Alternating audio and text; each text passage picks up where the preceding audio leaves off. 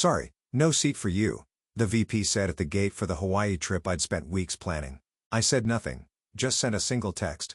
Moments later, the client CEO walked over, ignored my VP, and said to me, "Is there a problem with the MSA?" I should have known it was coming the second Todd started calling himself co-lead in front of the interns. It happened so smoothly, like he'd practiced it in the mirror with his Bluetooth earpiece still in.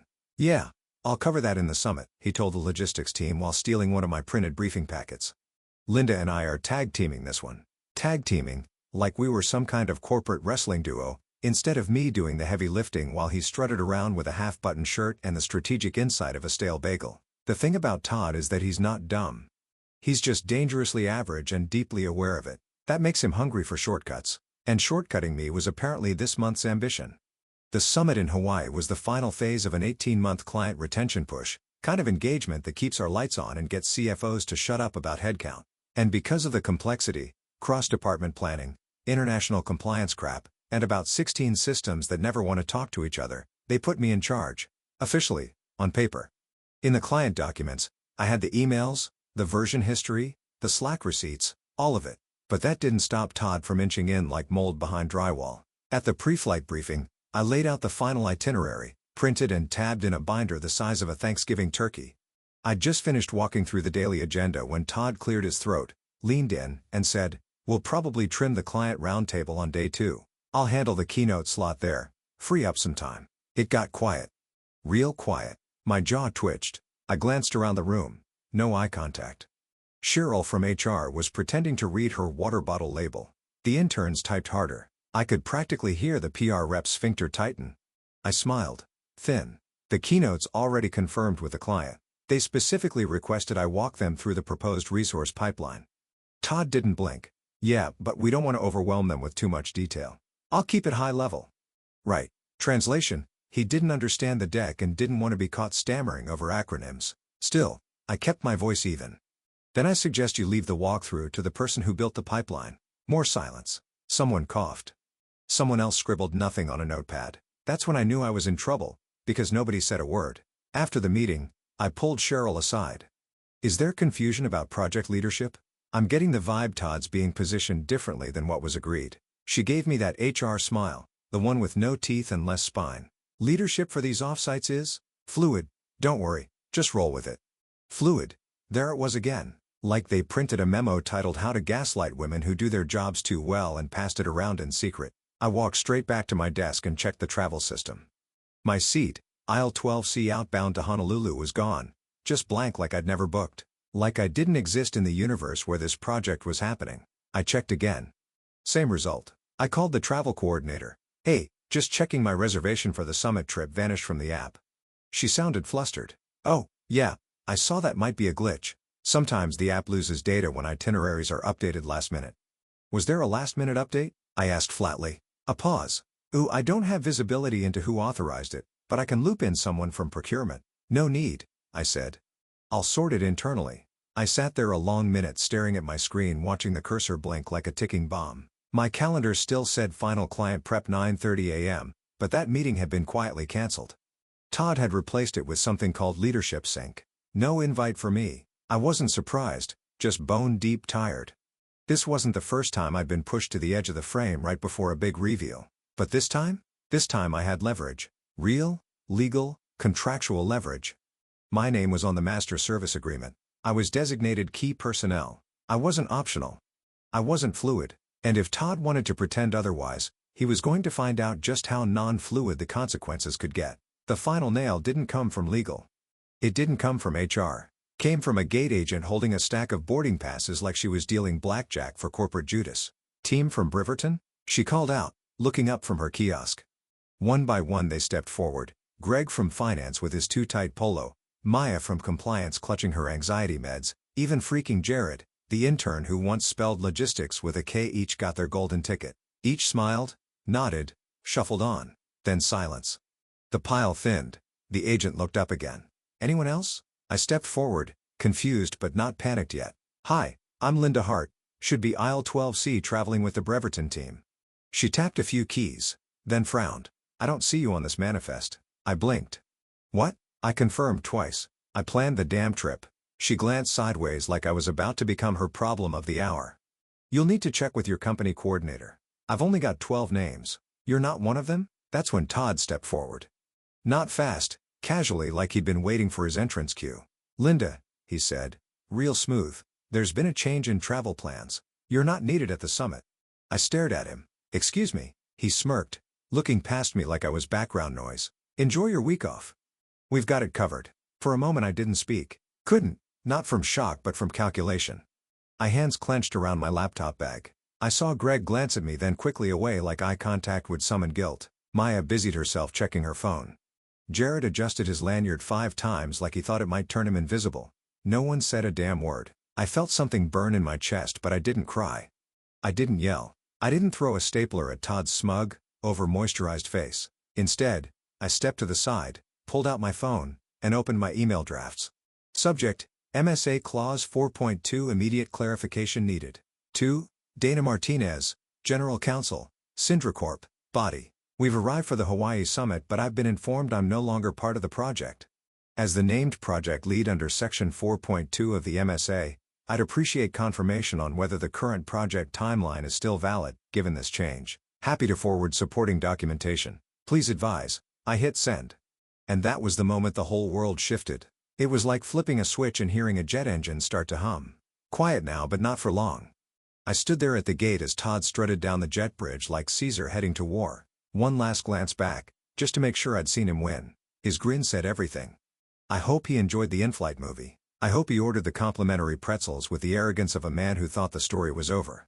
Because 30,000 feet below him, the story had just begun.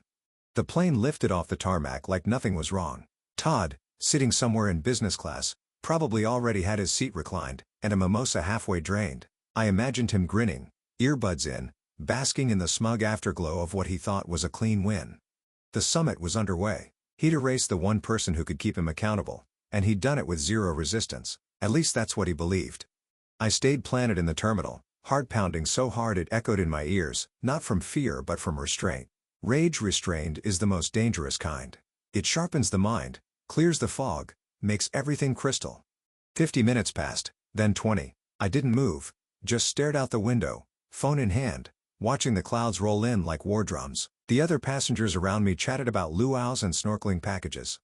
Someone's toddler screamed about Fruit Loops, but I sat completely still, every breath calibrated. The email I'd sent now pulsing like a ticking time bomb in the inbox of SyndraCorp's legal department. Then, buzz, one vibration. I glanced down. From Dana Martinez, General Counsel SyndraCorp. Subject. MSA Clause 4.2 Immediate clarification needed. Hi. Linda, thank you for flagging. We are reviewing MSA obligations with our legal team now. Please stand by. I exhaled once. It wasn't an answer but it was movement. In my world that meant something just cracked open. I stood up slowly, walked toward the nearest restroom, and locked myself into a stall. Not to cry, not to collapse, to pull up my backup flight reservation. Yeah, that's right. I had a plan B because deep down I knew something like this might happen. This summit wasn't optional. It was literally written into the MSA with ink so permanent it could survive a nuclear winter. Section 4.2 didn't just recommend my presence, it required it. Any changes to named leadership roles had to be approved in writing by the client's CEO or their designee. No approval. No summit, no contract. No renewal. Todd, with all the foresight of a drunk raccoon, had just walked into breach territory. And I had receipts, so many receipts. I tapped through my Delta app, found my reservation, and hit confirm. Seat 18A, no upgrades, no company perks. This one was mine, booked with my own money at 2:14 a.m. 3 days ago when the glitch deleted me from the travel portal. Back then, I thought it was paranoia. Turns out it was foresight. I wasn't flying in on the company dime. I wasn't arriving with the corporate entourage. I'd be a ghost slipping in the back door, uninvited but unavoidable. As I boarded the flight, back row, middle seat, behind a toddler with a Peppa Pig tablet blaring, I felt the knot in my stomach loosen, not from peace but from resolve. I didn't care about legroom or free wine. I cared about truth, about consequences, about the fact that somewhere, right now, a legal team was reading a clause and realizing, oh no, they really screwed this up. 3 hours into the flight, I got another buzz. New email. Same thread. Linda update, we've briefed Mr. Kwan. He's requesting documentation of the personnel change and approval history. Please advise when you are on site. Mr. Kwan, the client's CEO, the man who had personally signed off on my leadership assignment 6 months ago. So, Todd had officially dragged his boot across a legal landmine, and now the fallout was heading straight for his tray table. I closed my eyes and let the turbulence rock me gently. This wasn't a detour. This was the beginning of the reckoning. Hawaii smelled like ocean salt and corporate dysfunction. I landed just after 5 a.m. The air still cool, the sky that soft pre-dawn gray that makes everything feel like it's holding its breath. The others were already there, checked in, badged, caffeinated. The summit was well underway by the time I rolled my carry-on over cracked concrete and into a modest hotel a few blocks from the five-star monstrosity, where Todd was probably already butchering the welcome address. My room was quiet, nondescript. No ocean view, no minibar, no company perks. Just a lamp, a hard bed, and a chair with one leg shorter than the others. I didn't care. I wasn't here for comfort. I was here for evidence. I 7 to 20. I was dressed in something just professional enough to look intentional if I happened to run into someone, but generic enough to be overlooked. Hair pulled back, flats, blazer I kept rolled in my carry-on for emergencies, and this definitely qualified. I grabbed a coffee from a lobby cart that tasted like regret and betrayal and made my way toward the resort. I didn't walk through the front doors. That would have been too theatrical. I slid in through a side entrance like a ghost in ballet flats, found an alcove outside the main ballroom, and posted up behind a decorative fern. Subtle, uninvited, precisely where I needed to be. Inside, Todd was mid-presentation. I couldn't see him, but I could hear him, and what I heard was pure disaster. And so if we look at the projected headcount ramp, he said, tapping what I could only assume was a slide, we see alignment with Q1 2023 forecasts, plus or minus margin of error. Pause. Someone murmured something. Todd replied, yes, well, the model flexes depending on client-side scope shifts, which of course are flexible. He was improvising. Badly. Then he said something that nearly made me spill my coffee. As you'll recall from the February roadmap draft, which we're still using as a baseline, the February roadmap, that thing had been superseded twice. The April version had been finalized and sent to legal. The August revision had been signed off after 2 days of alignment calls. The February draft still had assumptions about budgets that were no longer accurate. He was using outdated data. On a multi-million-dollar planning summit, in front of the entire client leadership team, I couldn't help myself. I pulled out my phone. And right on cue it buzzed. Email. From Riley Tran, client analyst. I subject. Quick question. Roadmap deck body. Hi Linda, sorry to bug you, but we're looking at the roadmap Todd just shared and it doesn't match what we reviewed in August. Is this even the correct version? We're confused. I nearly laughed. Riley, bless him, barely 2 years out of undergrad, but sharp as hell and polite to a fault. He'd worked with me on the compliance timeline in Q2, and apparently, he hadn't forgotten who did the actual work. I replied, hi Riley, you're not wrong. That version is outdated. The correct roadmap includes the scope alignment memo sent on August 14th. Let me know if you'd like the deck. I have it with full revision history. 5 minutes later, yes please, I sent it. And then I sat there, sipping coffee that had long gone cold, watching the storm clouds gather across the hallway. Todd was up there bluffing his way through metrics he didn't understand, using decks he hadn't vetted, while half the client team probably had my updated file open on their phones under the table. He thought he'd stolen the spotlight, but all he'd done was turn it around, right onto himself. The house of cards was starting to tilt, and I had front row seats. By mid-morning, the resort air had thickened with sunscreen, coffee breath, and the low-grade panic sweat of men who realize, too late, that they are out of their depth.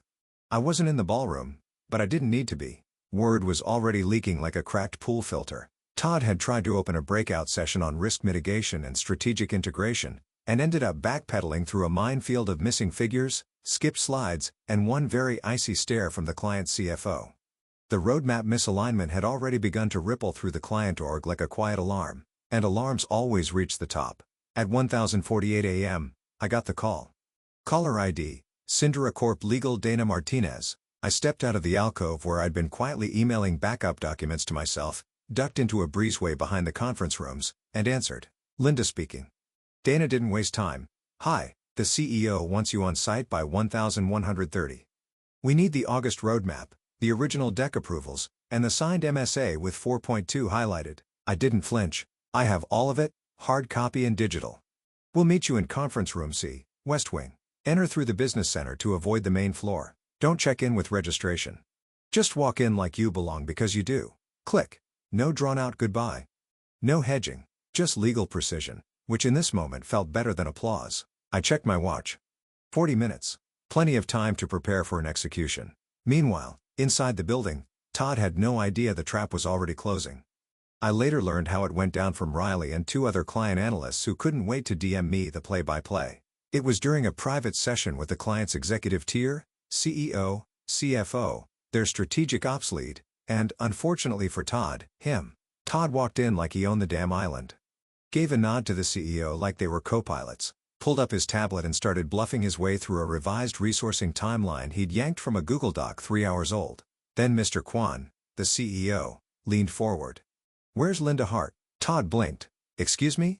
Linda. She's listed in our MSA as the named project lead. She built the previous roadmap and handled every phase since January. We expected her here." And this is where Todd made his fatal error. He smiled. That fake politician smile he always used when he thought charm could plug a crater. "There's been some internal restructuring," he said smoothly. "We've adjusted roles on our end to streamline leadership. I'm handling direct client engagement now." Silence. Not awkward silence. Loaded silence. Then Kwan stood. Didn't respond. Didn't nod. Just walked out. Like he didn't even need to hear the rest of the lie to know it was a lie. Todd sat there, blinking, alone with his own sweat and an off-brand stylus. By 11:15 I was already outside the West Wing, badge clipped to my belt, manila folder under my arm, and my phone vibrating with supportive one-liners from 3 separate client-side analysts who'd caught wind of what was coming. I walked in through the business center, past a stunned concierge who clearly wasn't used to women march in with murder eyes and a full audit trail. At 11:29 I pushed open the door to conference room C. The lights were bright, the room was quiet. And the reckoning was right on schedule. The moment I stepped into that conference room, the temperature dropped 10 degrees. Not literally, it was Hawaii, after all, but figuratively. I might as well have walked into a meat locker made of awkward silence and overcompensated authority. Around the table sat the core of CinderCore's leadership team, CEO Marcus Kwan at the head, his ever-composed GC Dana to his left, the CFO flanked by 2 senior strategists. And then, on the far end, looking like a kid who just got caught forging a permission slip, was Todd. He didn't speak. Didn't even blink at first. Just sat there with his mouth slightly open, one hand still resting on his tablet like it might suddenly save him. His tie was crooked. His confidence had cracked just enough to show something fragile underneath. The man had flown first class into a boardroom execution, and now he looked like he couldn't remember his own job title. I didn't acknowledge him. I walked directly to the client side of the table, opened my folder, and placed a document squarely in front of Dana. Label, Exhibit AMSA Section 4.2 Key Personnel Removal Clause. Dana didn't even wait for me to explain. She flipped it open, scanned the highlighted section, and started reading aloud. Any removal or exclusion of named project leadership must be approved in writing by the client's CEO or designated representative. Failure to obtain prior approval constitutes a material breach of contract and may result in immediate suspension of deliverables, pending review. She closed the folder gently. The only sound in the room was Todd's throat trying to remember how to swallow. Kwan turned toward me calm but sharp, like someone who's already decided whether to throw you a lifeline or drop an anchor on your chest. "Linda," he said, "is there anything else we should know?" I nodded once, reached into my folder again, and pulled out a second document. This one a printout of a Slack export, followed by a chain of internal emails from the week before the summit. Label, Exhibit B Unauthorized Org Chart Revisions Internal Drafts. I slid it forward. Dana took it. Kwan angled his chair for a better view. The first email was from Todd to the HR lead and one of the travel coordinators. "Go ahead and update the deck and itineraries. Repositioning summit leadership for optics. Linda doesn't need to be visible on this one. I'll take point. Timestamp 5 days before departure." The second email, from a junior ops analyst responding, clearly confused. "Just confirming Linda's still listed as the named lead in the MSA. Should we check with legal?" Todd's reply, curt, "No need. I've got it." Dana read each page with the stillness of a rattlesnake right before it strikes. And she got to the last message. She let out a slow exhale, then passed the pages across the table to Marcus Kwan. He skimmed, then looked at Todd. "I believe," he said quietly, "you have just made our job extremely easy." Todd finally spoke, voice cracking slightly. "This is all just a misunderstanding. We were streamlining. These weren't final. I mean, we were moving fast." "No," Dana interrupted. "You moved unilaterally. You removed key personnel explicitly named in the MSA. That's not a misunderstanding. That's a breach." Todd's mouth opened but nothing useful came out. Kwan turned to me, expression unreadable. Linda, are you willing to resume leadership of this summit if requested? I met his gaze. Absolutely. I have the full August roadmap, the approved scope alignment and the revised budget deck. Everything's ready, he nodded once, then turned to my own company's CFO who, either way, had been sitting silently through this whole thing with the same look people get when they realize they parked in a tow zone. I'm formally requesting a pause to the summit, Quan said, effective immediately. We'll reconvene once we confirm all MSA leadership requirements are restored. And with that, he stood. Dana followed. The rest of the client team began gathering their things, quiet but focused. No dramatics, no shouting, just cold corporate precision, the kind that turns into lawsuits when ignored. Todd remained seated, pale and blinking. I didn't look at him as I packed my folder. Vindication didn't need an audience. It just needed facts and I had all of them. The official word came down 20 minutes later. The summit was suspended, indefinitely, not rescheduled, not adjusted for leadership transitions, just suspended, like someone yanked the plug on a corporate pool party mid-cannonball. I watched through the tinted glass of the West Wing lobby as Syndracor's team quietly exited the main ballroom. Laptop shut, folders zipped, expressions unreadable, the kind of silence that says, someone's getting sued by morning. A short while later Todd stumbled out too. No entourage, no clipboard. Just his phone clutched like a rosary and the unmistakable stench of a man who just got drop-kicked by his own ego. Word was, he'd been asked to return to the mainland immediately. Company jet, denied. Commercial flight, middle seat, one way. I didn't watch him leave. I had better things to do like meet with our CFO who looked like he'd aged 10 years in the last hour. The emergency board meeting was already being coordinated. Phones buzzed, Slack threads ignited like wildfire. Legal was scrambling to contain what Dana, the client GC, had calmly but firmly described as a material breach in direct violation of agreed-upon governance structures. In other words, we'd screwed the pooch. And not just any pooch, this was our golden retriever of a client. The one that funded 3 departments, half a dozen vendor contracts, and the VP's recent Tesla lease. Losing them wouldn't just hurt, it would implode. I was sitting in the makeshift war room when our CFO finally addressed me directly. Linda, he said, voice low and cautious like I might bite. I want to sincerely apologize for what happened. You should have never been excluded. I nodded once, appreciated. He cleared his throat. Given everything, I assume you'll want to file a formal complaint. HR is compiling options. I sipped my coffee. Right now I just need clarity on travel expense procedures. He blinked. Sorry. I pulled out my phone, scrolled to my Delta confirmation, and held it up. I booked my own flight. Hotel too. Breakfast was a protein bar from my purse. Do I submit those through standard reimbursement or do we have a new protocol for when VPs sabotage logistics? Silence. He opened his mouth then closed it. Wrote something on a notepad that looked like "Make Linda whole" in all caps. Just then another ping hit my inbox. This time from Dana. Subject, continuing collaboration body. Hi Linda. You've begun internal review of next phase scopes. Would you be open to discussing continued engagement as a direct contractor for Syndracorp? We value your leadership and would prefer to work with you directly going forward. Let me know a good time. I stared at the message for a beat too long. Not because I was surprised, but because for the first time in weeks, something finally made sense. Todd had seen this coming. Not the breach. Not the fallout. Me. He knew Syndracorp trusted me. Knew they leaned on me for clarity when their own workflows tangled. Knew that if it came down to merit I would outlast him 10 times out of 10. So he tried to erase me. Not correct me. Not improve me. Erase. And in doing so he triggered the exact clause I'd fought to get into the contract 2 years ago. The one about named leadership. The one no one ever reads. Until today, back at the lobby, I spotted one of the client's junior analysts, Riley, grabbing a coffee to go. He caught my eye and gave me a nod. Not dramatic, just respect. That meant more than any Employee of the Month plaque in our break room ever could. I texted Dana back. Let's talk. I'm free after 3. Todd's name was already being scrubbed from internal directories. Slack channels were reassigning permissions. The internal wiki had replaced his bio with a 404 error. No statement. No goodbye email. No farewell bagels in the break room. Just gone, as it should be. 2 weeks later the ocean looked different. Not because it was bluer though it was, but because this time I was sitting at the right table. The summit had been rescheduled, restructured, and rewritten from the ground up. Gone were the buzzwords and rented charisma. Gone was the jazz hands energy of someone trying to bluff their way through a $3 million roadmap. This time, the opening slide didn't read Breverton Corp Project Update. It read, Syndracorp Strategic Planning in Partnership with Linda Hart. That was the new title. Strategic partner. Not project manager. Not support lead. Not key contributor.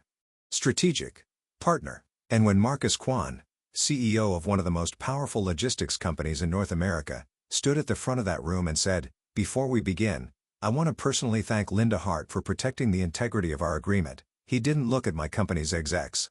He looked at me. No handshakes were offered to Todd, because Todd wasn't there. He never would be again. Back home, the fallout had been swift and surgical. HR released a 2-sentence memo on a Monday morning titled Leadership Realignment. And by Tuesday, Todd's name was scrubbed from every system that had once bloated under the weight of his self-importance. There was no farewell post on LinkedIn. No new beginnings. Selfie from an airport lounge. Just digital ash. He disappeared as quietly as he tried to erase me. The internal story became miscommunication. The unofficial story, though, it traveled like wildfire. Don't mess with someone who reads the MSA. At the summit, I kept things professional. No gloating. No passive-aggressive jabs. Just clarity, consistency, and the kind of calm that only comes when you've already survived the storm. I led the sessions. Walked through the August roadmap revisions. Fielded compliance questions without breaking a sweat. Even Riley from the analyst team brought me a hand-drawn diagram of the new resource plan, like a kid presenting a science fair project. Dana nodded along from the back of the room like a proud parent. The trust? It was real now. Wasn't just about deliverables anymore. It was about integrity. And me? I'd stopped waiting for credit. I'd started building leverage, one clause at a time. That night back at the hotel, I skipped the big networking dinner and took my laptop poolside. The air was warm. My inbox was cleaner than usual. I leaned back with a coffee in one hand and the ocean humming in the background. Then my phone buzzed. New email. Subject, Extended Engagement Body, Linda. Attaching a draft of the extended contract.